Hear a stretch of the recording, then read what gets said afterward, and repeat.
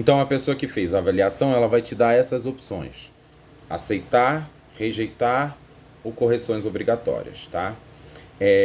Você vai ter que olhar o parecer, além de só indicar isso, ela vai indicar também, ela vai dar um parecer mais detalhado. Algumas pessoas vão dar pareceres melhores, mais informativos, outras vão dar pareceres mais rasos, é do jogo, tá?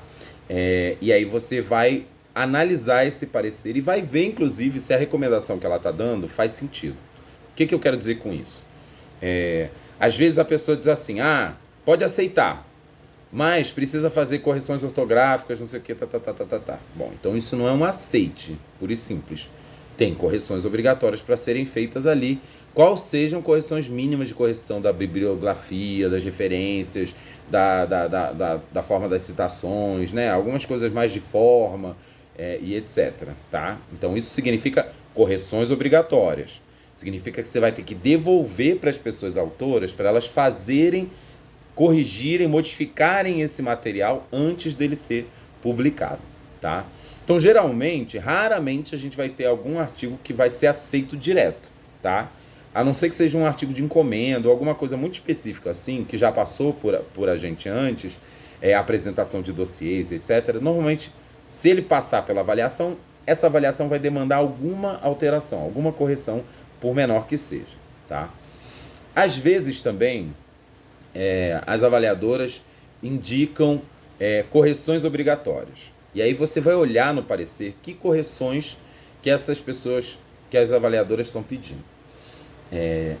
Tem correções, no meu entender, como editor, correções obrigatórias dizem respeito a melhorias que você pode fazer no teu texto para deixar aquele texto mais compreensível, para deixar aquele texto mais coeso, mais coerente, tá? Para apresentar informações que estão de alguma maneira faltando no texto, mas que você sabe que aquela pessoa, a autora tem, né? Você tem que desenvolver melhor a metodologia, explicitar mais os métodos, desenvolver melhor a análise em tal e tal ponto e etc e tal. Isso, no meu entender, são correções obrigatórias, correções possíveis de serem feitas num tempo relativamente curto, né? A gente vai dar aí 1 mês, 2 meses para essas correções obrigatórias, né?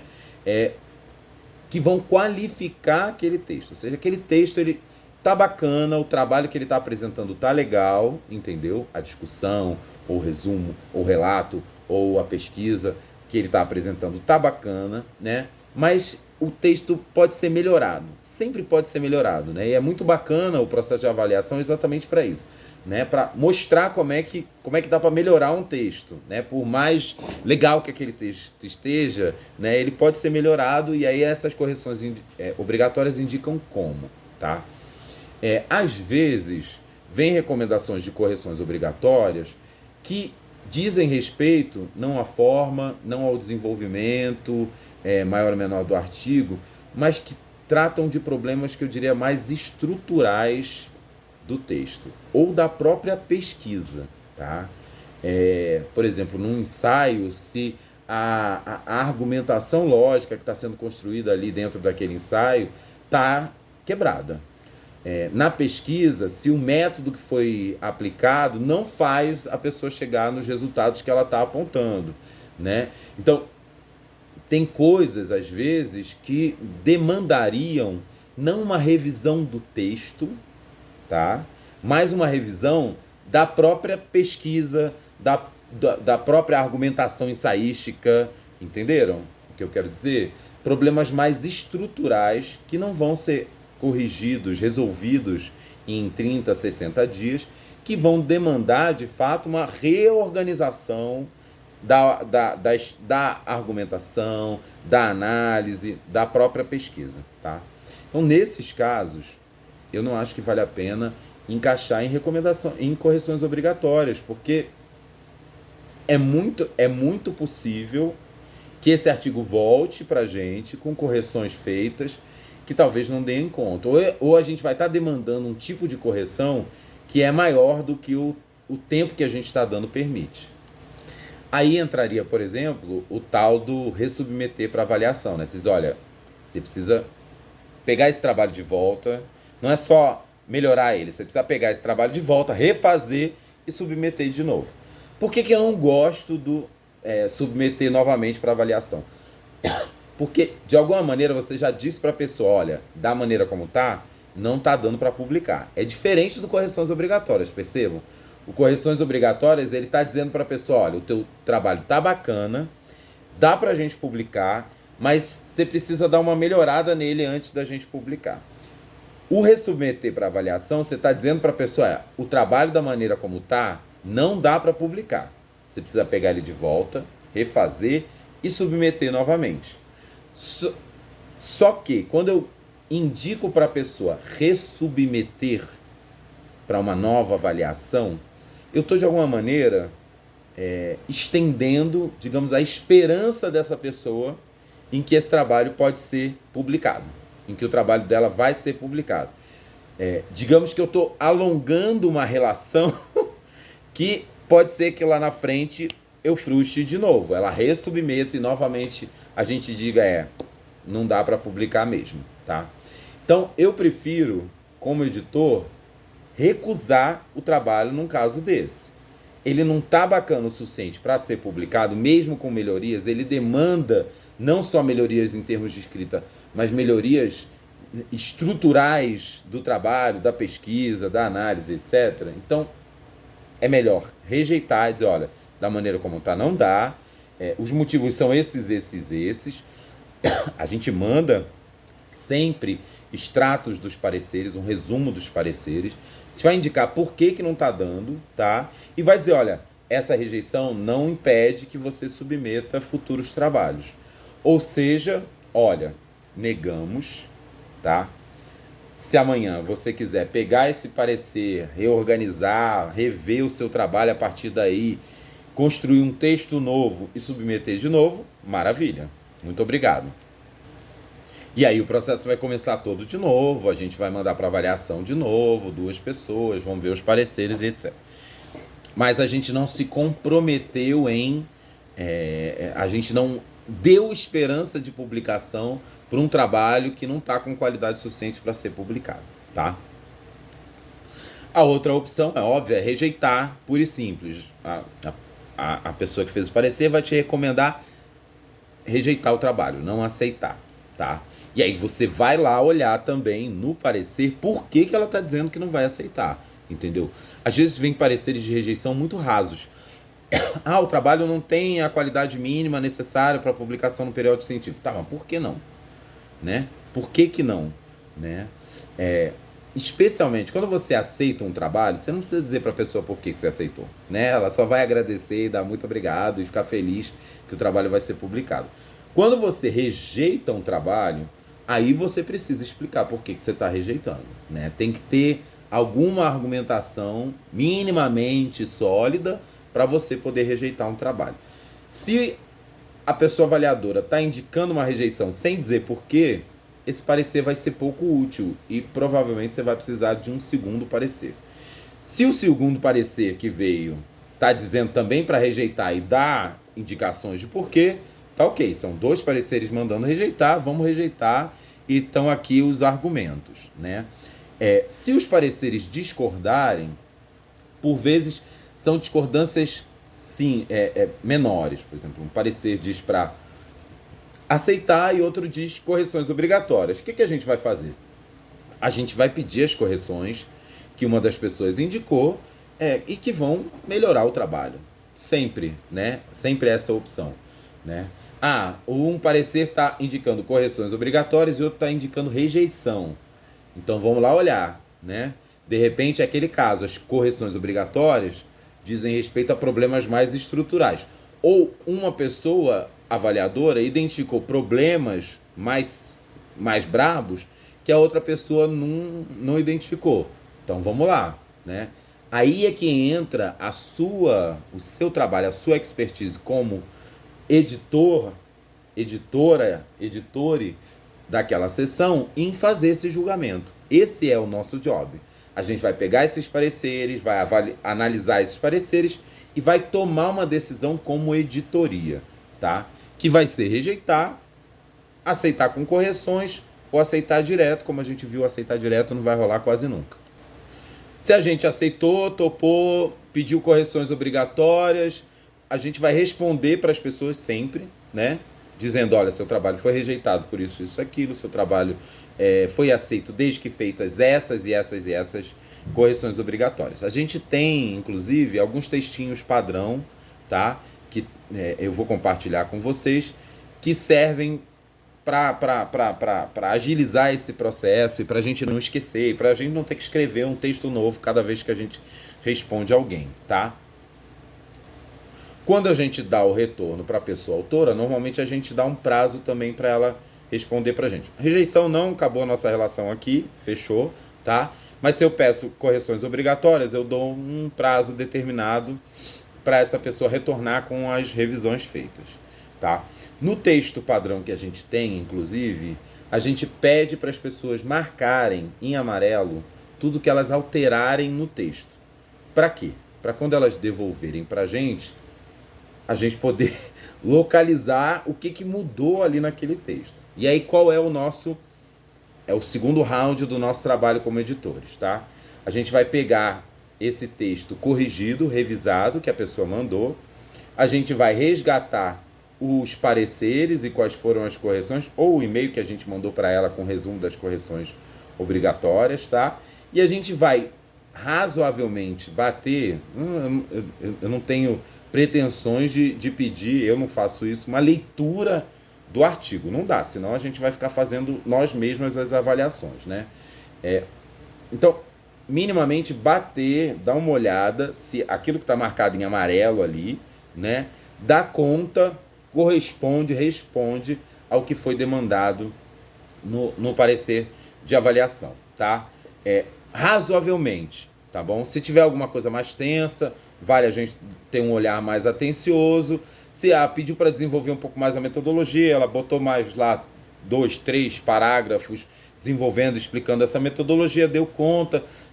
Eu não preciso ir na filigrama da leitura cuidadosa, minuciosa do texto, eu preciso mais ou menos bater se aquelas alterações foram feitas. Se foram feitas, beleza, esse artigo vai partir, esse artigo vai ser, então, aprovado, tá?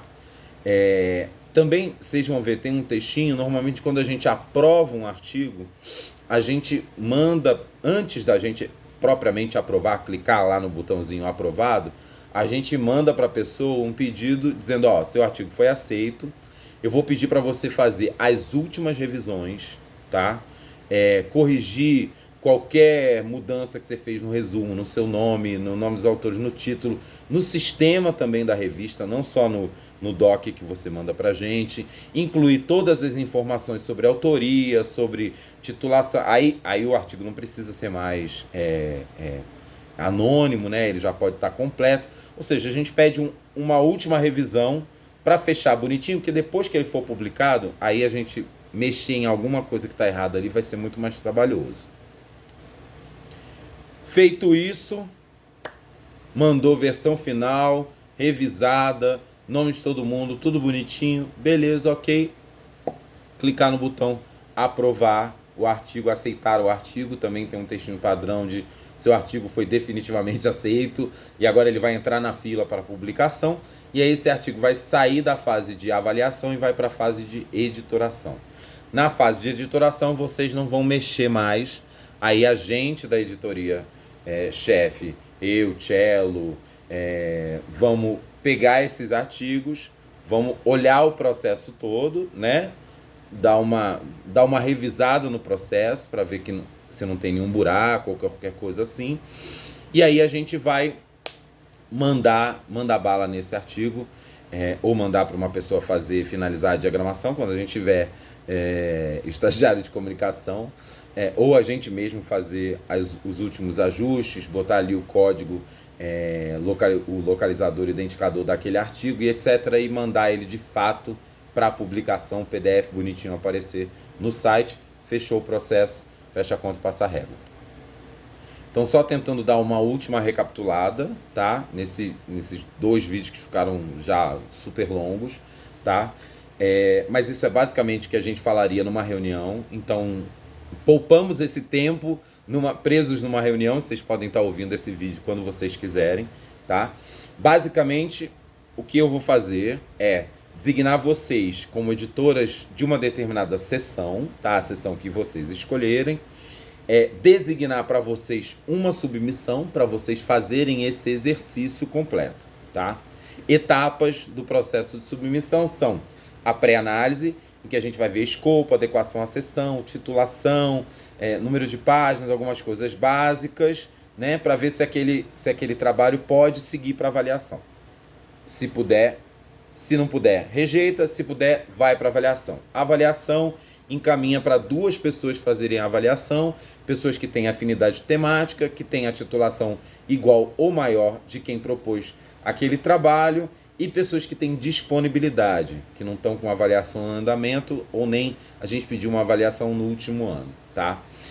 Fechou isso, essas pessoas aceitaram, devolvem o parecer pra gente, tá? Você pega os pareceres, olha, analisa, vê o que aquelas pessoas indicaram e você, editor, toma a decisão, rejeitar, aceitar, correções obrigatórias, dá a devolutiva para a pessoa autora chora, pula de alegria ou faz as correções necessárias, devolve a versão final para você, você dá uma olhada, vê se essa versão final está realmente completa, pede as últimas correções necessárias e etc. Tá tudo bonitinho, aprova, aceita e manda para a editoração. A partir daí, a gente pega e faz os últimos trâmites para publicação. Beleza? Acho que é isso, basicamente, tá? As primeiras informações para vocês entenderem o processo e o papel de vocês dentro desse processo. Qualquer dúvida, me liga, me manda mensagem e a gente vai conversando aí. Vão surgir 1 milhão de dúvidas ao longo do exercício mesmo, tá? E aí a gente vai sanando no processo, tá bom? Mais uma vez, obrigado por vocês estarem se dispondo, tá? É um trabalho voluntário, é um trabalho, como vocês viram, que não é simples.